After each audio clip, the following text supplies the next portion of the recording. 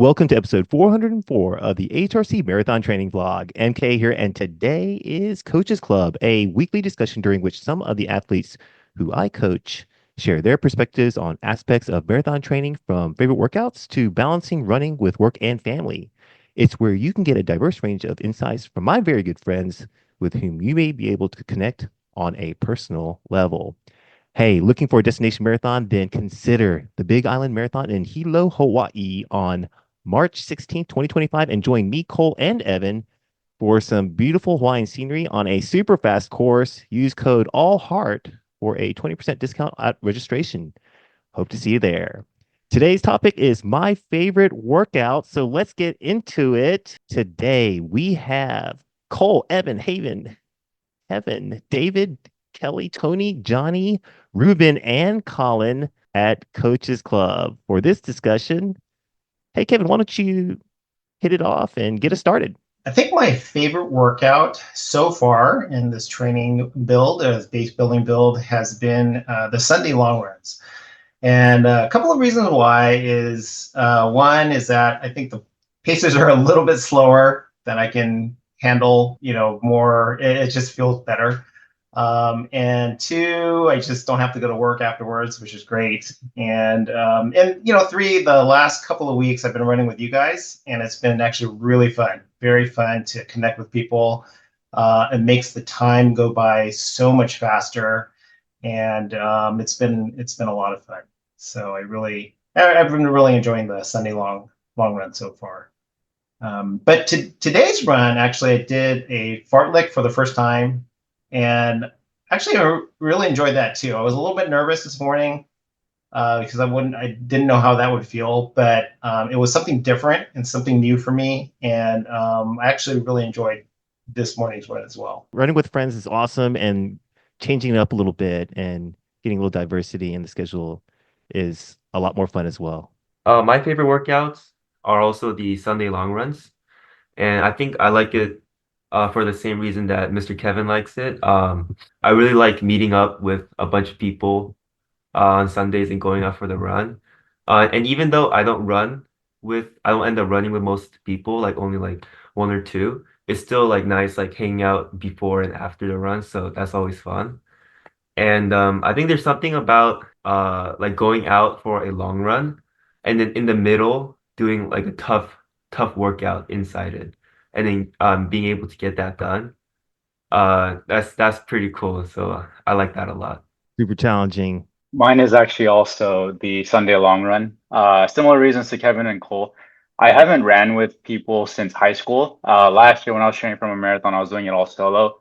And I forgot how fun and important it is to just have people around you when you're running. And these past couple of weeks have been pretty tough. So just running with the local All Heart crew has been super, super rewarding and fun. And recently, with kind of the marathon paced workouts, it's been a lot tougher. So I think one of the reasons I enjoy the Sunday long runs is it kind of helps me prepare for a race day where I can kind of recreate certain conditions of testing out different nutrition, sleeping, see what works best, and then just getting into the right mindset of like, hey, let's attack this. And I'm hoping that just week after week, practicing these through the long runs, it'll carry over to race day in October. Really good having you at the Sunday long runs together, David. My favorite workout was before we started the marathon build, and we were building up to our 5K.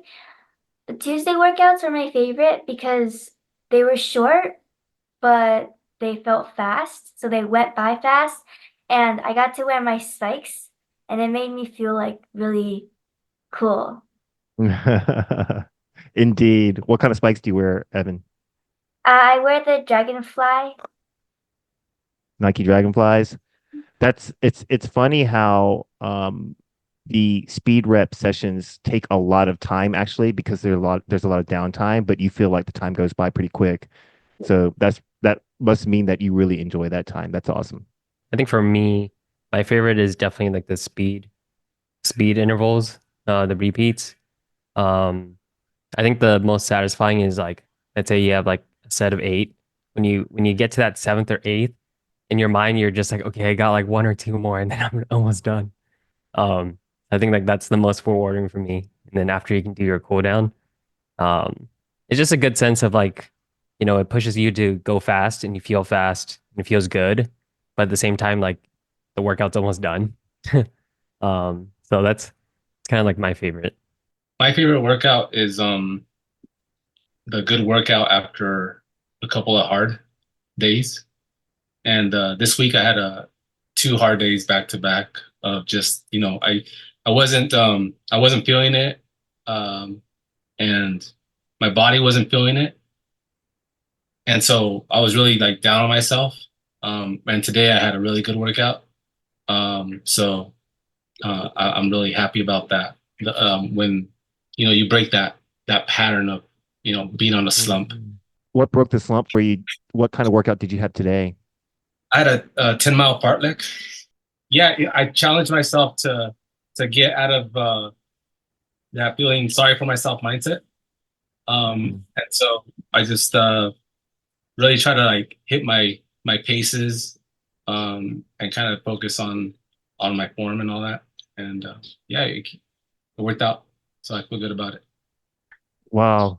Uh, Giant kudos to you, Ruben, for getting over that hump and battling through and finding some positivity within the week with especially in the midst of a really tough workout. So that I can imagine how much harder that must have been, but kind of overcoming that kind of slump with a hard workout is impressive. Well done. Well done, Ruben. So I wish I could say my favorite workout was the Sunday run, but I do it by myself. So I don't have that joy that you all have for running with people. What I'm telling myself is that my favorite run this week is going to be tomorrow morning when I do my 10-mile run with two threshold runs built into it. So I'm getting myself hyped up for it. I'm excited. I think I'll be able to do it before work instead of after. So that's really exciting. But I will say, I think my favorite workout that I completed last block was my 19-mile run that had 16 miles of marathon pace. I think it gave me a lot of confidence going into my marathon that I was in really good shape. And I remember coming out of that workout feeling like, all right, like these 6:45s are the pace that I should be rolling in. And I felt really good coming out of that. One sign should have been that right after that, my legs were crushed. So maybe I didn't have the miles on my legs that I needed, but I felt really good about the pace and felt really comfortable. So I think that was one workout that stuck with me in the last, year or so that I was like, I'm in good shape. I'm doing the right things. And I was really confident coming out of it.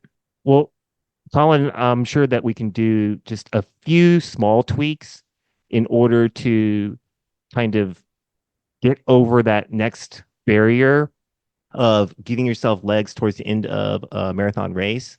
I think that you took a really good first step in giving yourself confidence with that type of workout.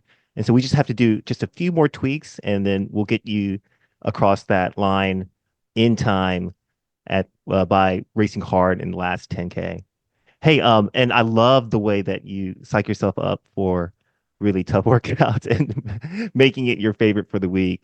It's going to be a tough tempo run tomorrow. So, well done putting that in your mind in advance and being ahead of it and setting yourself up for success in advance. I think that was really smartly played. I'm a pretty beginner, so I don't have a favorite workout yet. The longest I've gone is 6 miles so far. I run with my husband in the mornings, but my kids are home for the break. So our kids are home for the break. So they've joined us on our run. So I think probably that's my favorite workout right now. Awesome. Running with family is the best. I love doing that. I love running with my kids. Um, why did you start your marathon journey, your marathon training journey, Kelly? So my two kids are at boarding school in Ojai, and then my son is at a school in college in Massachusetts.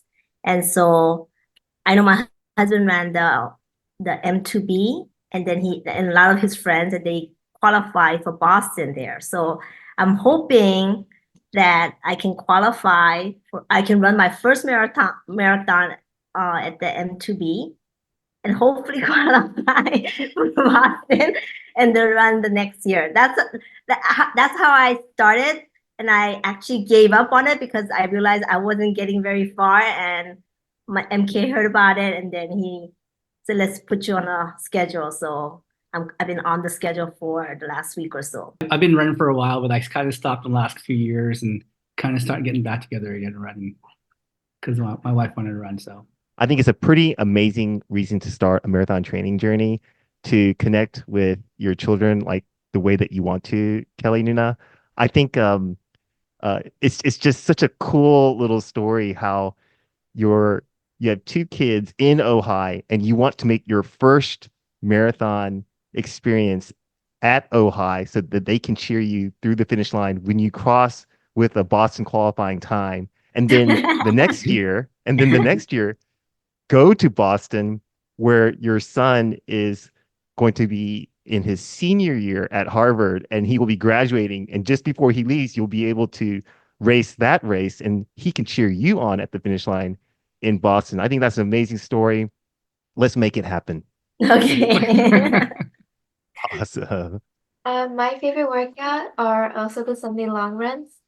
When I was training for LA, I ran a lot of the runs solo, so a lot of my long runs were solo too. And I didn't really enjoy them very much. But now that I'm for Long Beach, now that I'm trying to run faster, I'm running with more people in the long runs and it's getting more fun. And since I'm running faster, the run ends quicker, so it doesn't feel too hard anymore. And I really like how we always hang out afterwards and like Miss Anita brings us lemonade and watermelons. That's always nice. Hey, Haven, can you tell us a little bit more about how running faster makes the long run feel easier? In what ways did it feel harder when you were running a little slower? And in what ways does it feel easier now that you're running a little bit quicker? When I was running slower, I think at times it would feel a little bit like a slog. Even though the pace I was running it felt fast for me. 8-minute pace still felt like a slog after running 5 miles at that pace. But now that I'm running 6:50 for my marathon paces, doing the marathon pace miles just feels so much quicker. And having everybody next to me running the same pace as me, it's a lot of motivation to keep going. So the run also feels quicker that way. Also, spending a lot less time on feet saves your legs, doesn't it? Yes. I think you have a lot less ground contact time. So you have would you agree with the idea that your legs feel less like concrete when you run a little quicker and a little less stiff and a little less tight afterwards? Yeah, I think so. Yeah, maybe you might be breathing a little bit hard, but I think at the end you feel like you have fresher legs as a result. Would you say that that's the feeling? Yes.